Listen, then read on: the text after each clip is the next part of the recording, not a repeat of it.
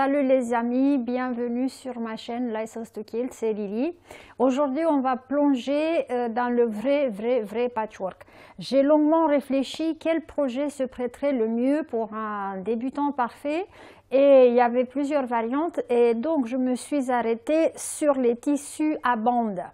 Vous allez voir, c'est une catégorie de tissus comme celui-là que j'ai sur la table. Vous avez dû voir ça, mais peut-être que vous ne savez pas exactement à quoi ça sert de faire le même modèle répétitif comme ça sur un tissu. Donc, c'est des bandes qui vont se répéter sur toute la largeur du tissu. Vous voyez les mêmes modèles. Je vais vous montrer à quoi ça sert. Ça va nous permettre de plonger dans la coupe de patchwork, de montrer aussi comment on stabilise des tissus qui sont coupés en biais et comment faire en 2 temps et 3 mouvements un chemin de table parfait. Il faut que je décide quelle bande, quel modèle, parce que vous voyez, elles sont quand même différentes les bandes, laquelle que je vais utiliser. Puisque je parle d'un chemin de table, je vais m'arrêter sur celle qui est un petit peu plus large. Et puis, je vais décider la largeur exactement d'où ça commence et où ça va se terminer ma bande.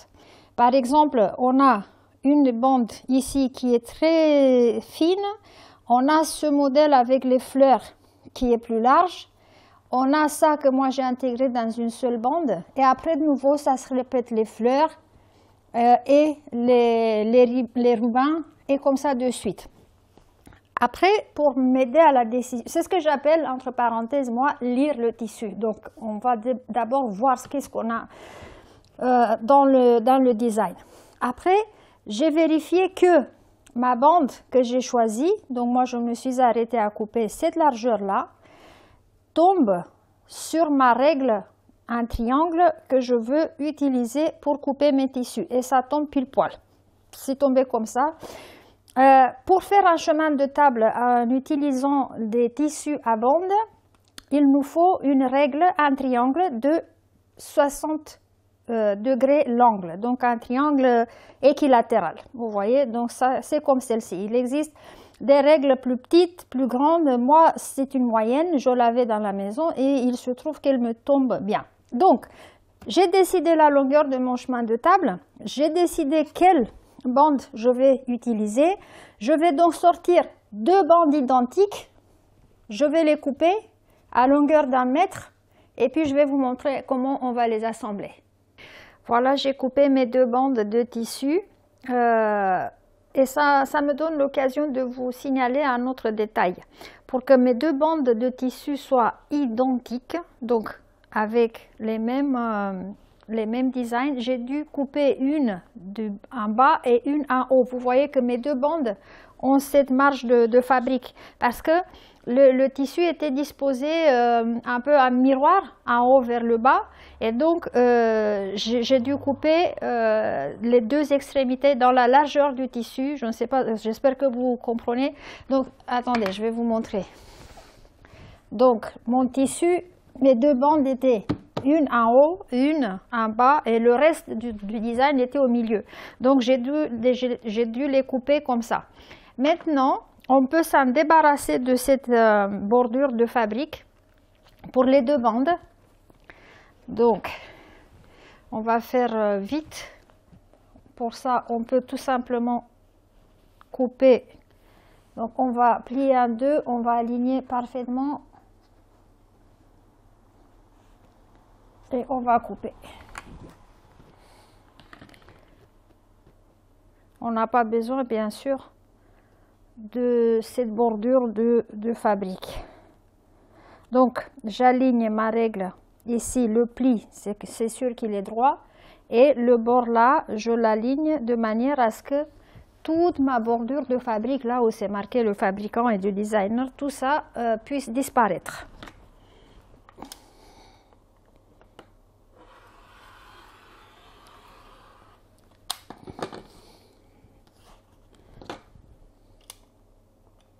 Voilà, et je vais faire pareil pour la deuxième. Maintenant, mes 2 bandes de tissu sont débarrassés de la bordure de fabrique, il me faut encore faire une chose, notamment m'en assurer que les deux auront la même largeur.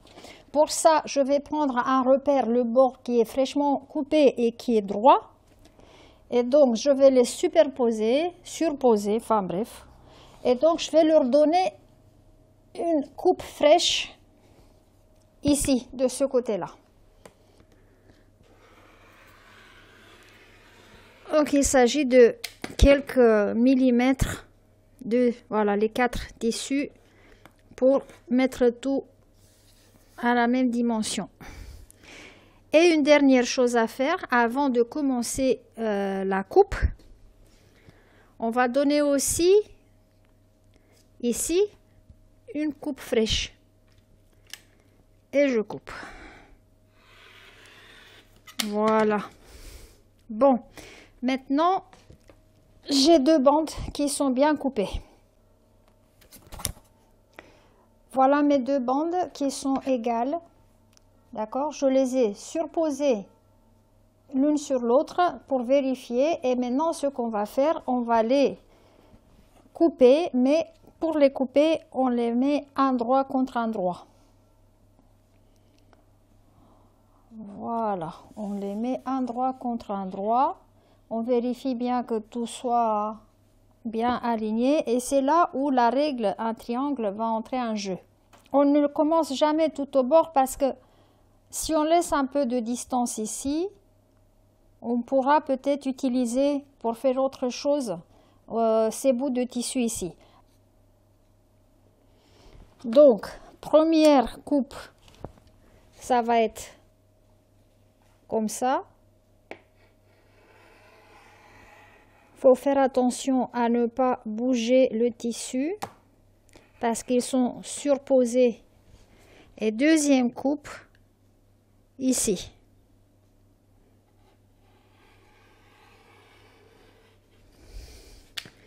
Ça, on met de côté, c'est pour d'autres projets et ça, on garde. On va aller de l'autre bout de nos 2 bandes et on va faire la même chose. On va couper.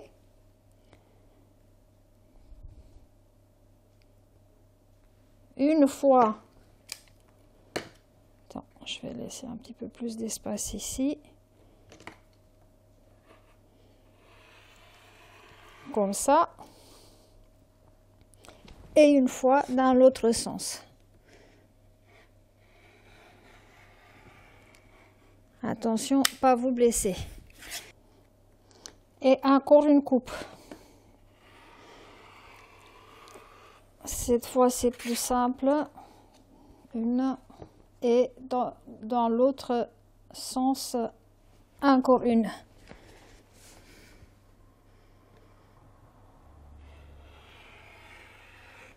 Voilà. Ok. Et là, on va les ouvrir. Voilà. Et maintenant, on va prendre des triangles d'ici. Oups, pardon. Attendez. Il faut chercher certains triangles qui vont compléter notre affaire. Voilà. 1 et 2. Et ici, pareil. On va chercher les triangles qui vont compléter le design. Sont là. Donc, 1 et 2. Donc voilà, ça c'est un chemin de table. Maintenant, il va falloir les coudre.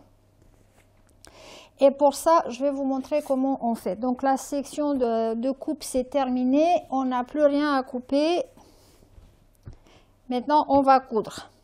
Donc pour les coudre, on va séparer en 2 sections. On va attacher ce triangle ici, ce triangle ici, celui-là comme ça et l'autre comme ça. Sauf qu'il y a des repères dont on doit tenir compte, notamment ces lignes-là qui doivent venir se joindre parfaitement ici. Pour ça, on va s'en servir des épingles. Donc, on va les retourner. Voilà. C'est normal que la petite pointe ici va dépasser. C'est normal. Donc, ne vous inquiétez pas pour ça. Pour l'instant, notre souci est de faire surposer parfaitement ces lignes-là. Donc, on les superpose et on va fixer avec des épingles. Si votre tissu a plusieurs lignes droites comme ça, vous allez épingler chacune d'entre elles, même si ça fait rapprocher des aiguilles, des épingles, c'est pas grave. Voilà, et on va peut-être... Ça, c'est une coupe en biais. C'est pour ça qu'on a besoin de bien épingler tout. Sinon, la couture ne sera pas bonne. Voilà, donc ici, c'est fixé. On va faire la même chose avec l'autre. Tac.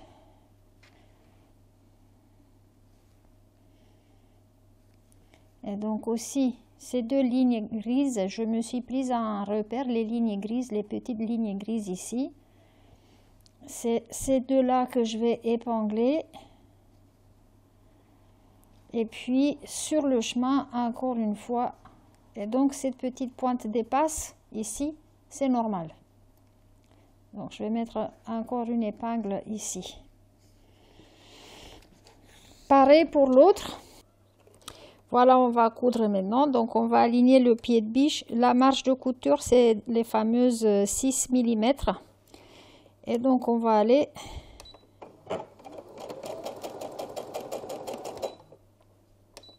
doucement.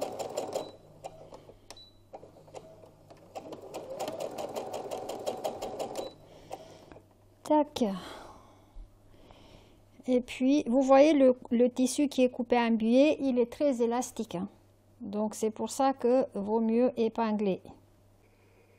J'ai fini à coudre, à rattacher mes triangles. Ça a l'air de ça maintenant. Il faut repasser. D'abord, on va repasser la couture telle qu'elle. C'est un secret du patchwork qui permet au fil et au tissu de s'intégrer, de s'emmêler. Donc, ça va enfoncer la couture dans les tissus. Et après, on va ouvrir et on va coudre vers, on va repasser, vers l'extérieur. Voilà. Et donc, on voit bien ici que la jointure est impeccable. Rapproche-toi. Donc, on voit bien que ça sert, donc quand on épingle les tissus, ça rend bien. Et on va faire pareil, on va ouvrir et on va repasser vers l'extérieur, ici aussi. Et on vérifie, bon oui, c'est pas mal. Un chouïa déplacé, moins d'1 millimètre, mais quasiment insignifiant. Et puis vous voyez que le design garde quand même une certaine continuité. La chose qui nous reste à faire maintenant est, donc on va mettre les deux morceaux ensemble. Il va falloir les joindre.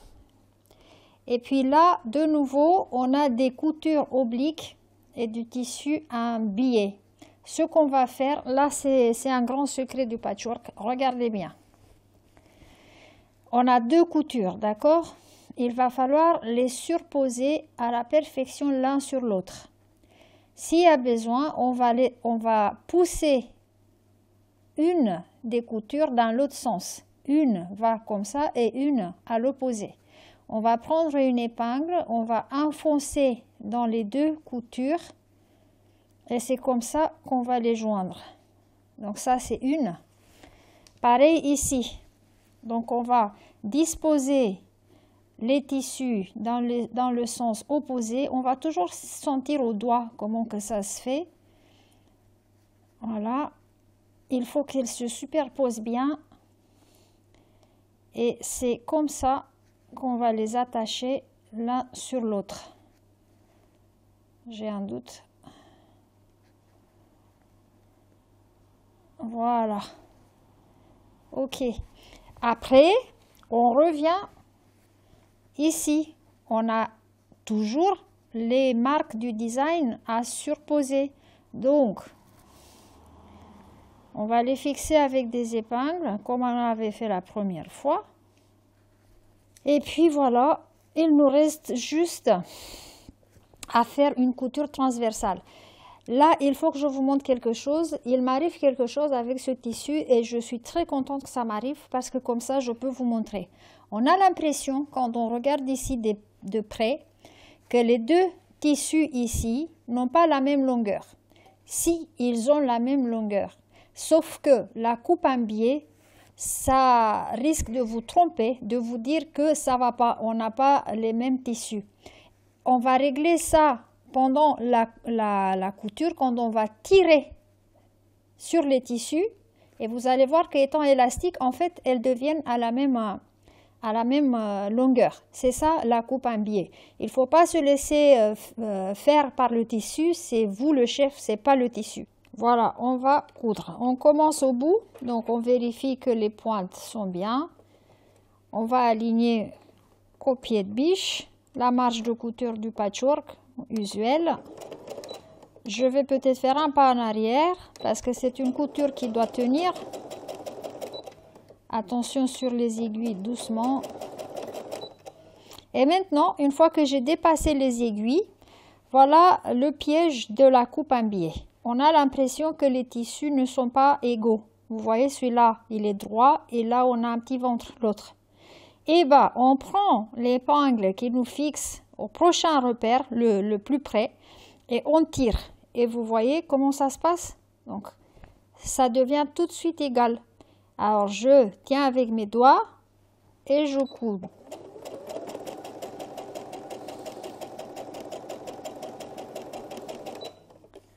Voilà, de nouveau, regardez, on a l'impression que c'est pas bien. Il y en a un qui est plus long que l'autre. Non, c'est pas vrai. Donc, je tire.